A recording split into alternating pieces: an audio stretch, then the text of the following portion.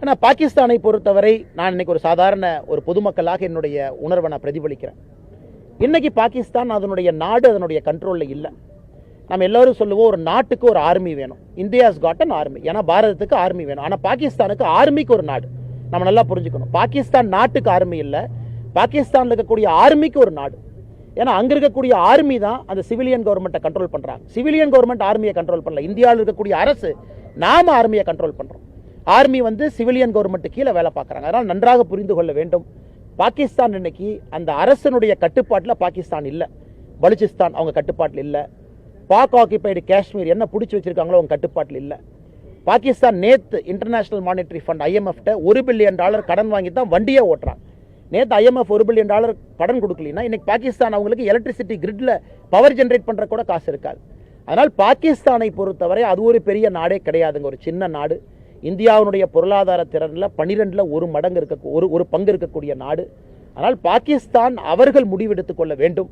இந்தியாவோட தொடர்ந்து இந்த மாதிரி ஒரு விஷயத்துக்கு வர்றாங்க, அவங்க எக்ஸ்கலேட் பண்றாங்க, அவங்க சிவிலியனை கொள்றாங்க, அவங்க மிலிட்டரி இன்ஃப்ராஸ்ட்ரக்சர் அடிக்கிறாங்கன்னா பாகிஸ்தான் என்கின்ற நாடு வரைபடத்தில் இருக்காது என்பது உங்களை போன்ற சாதாரண மனிதர்கள். ஏன்னா நம்ம அவ்வளவு பலமா இருக்கும். நம்ம நினைச்சோம்னா பாகிஸ்தானை ஒண்ணும் இல்லாம பண்ணிடலாம். ஆனாலும் மோடி அவர்கள் அறத்தின் அடிப்படையில் அந்த போர் இருக்கு. நம்ம பாகிஸ்தானை எதையுமே போய் தாக்கலையே. நம்ம மிசைல் விட்டு பாகிஸ்தானுடைய மிலிட்டரி இன்ஃப்ரா எதுவுமே அடிக்கல. அவங்க ட்ரோன் அடிக்கிறதுனால நமக்கு வேற வழி இல்லை.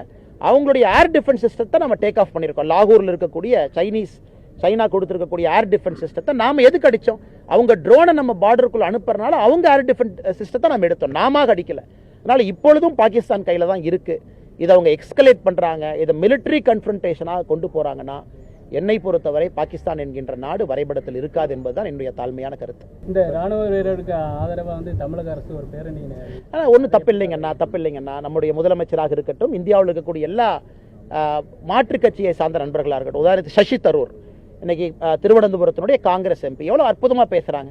இன்டர்நேஷனல் மீடியாலாம் பாருங்க, ஸ்கை நியூஸ்ல, BBCல மிக அற்புதமாக இந்திய அரசு எடுத்திருக்கக்கூடிய நடவடிக்கை என்ன நம்ம செய்யறோம், எதுக்கு செய்யறோம் அப்படிங்கிறத ஒரு காங்கிரஸ் கட்சியை தான் சசி தரூர் அவங்க பார்லிமெண்ட்ல இன்னைக்கு எக்ஸ்டர்னல் அஃபேர்ஸ் அந்த ஸ்டாண்டிங் கமிட்டி சேர்மனா இருக்கிறாங்க. இருந்தும் இன்னைக்கு கட்சியெல்லாம் தாண்டி சசி தரூர் நிற்கிறாங்க. அது வந்து நம்முடைய காங்கிரஸ் கட்சியை சார்ந்த சில முதலமைச்சர்களாக இருக்கட்டும், மாற்றுக் கட்சி நண்பர்கள் ஓவாசி எடுத்துக்கலாம். நமக்கும் அவர்களுக்கும் MIM கட்சியினுடைய தலைவர் எத்தனையோ மாற்று கருத்துக்கள் இருந்தாலும் பாகிஸ்தானை எதிர்க்கக்கூடிய விதத்துல எல்லாரும் ஒன்னா இருக்கிறாங்க. ஆல் பார்ட்டி மீட்டிங்ல எல்லா கட்சியும் ஒன்னா இருக்கிறாங்க, திமுக உட்பட. அதனால் தமிழகத்துல முதலமைச்சர் அவர்கள் ஒரு பேரணி எடுக்கிறேன், முன்னாள் ராணுவ வீரர்களை கூட அழைச்சிட்டு போறேன், நான் இதை செய்ய போறேன் அப்படின்னா அது வரவேற்கிறது தான், தவறு கிடையாதுங்கண்ணா. அதே நேரத்தில் முதலமைச்சர் அவர்களும் இந்திய அரசுக்கு இந்த நேரத்தில் முழுமையாக தன்னுடைய கோஆபரேஷனை கொடுக்கணும் அப்படிங்கிறதும் என்னை போன்ற மனிதர்களுடைய ஒரு வேண்டுகோள், ஒரு எதிர்பார்ப்பு.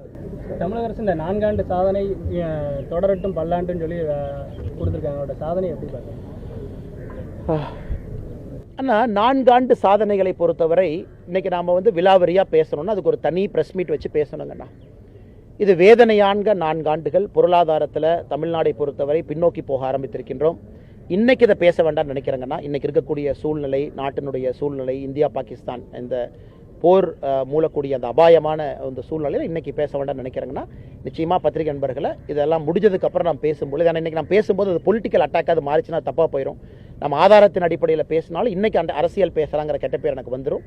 நிச்சயமா வருகின்ற காலத்தில் நம்ம இதை பற்றி டீட்டெயிலாக பேசுவோங்க. நன்றி.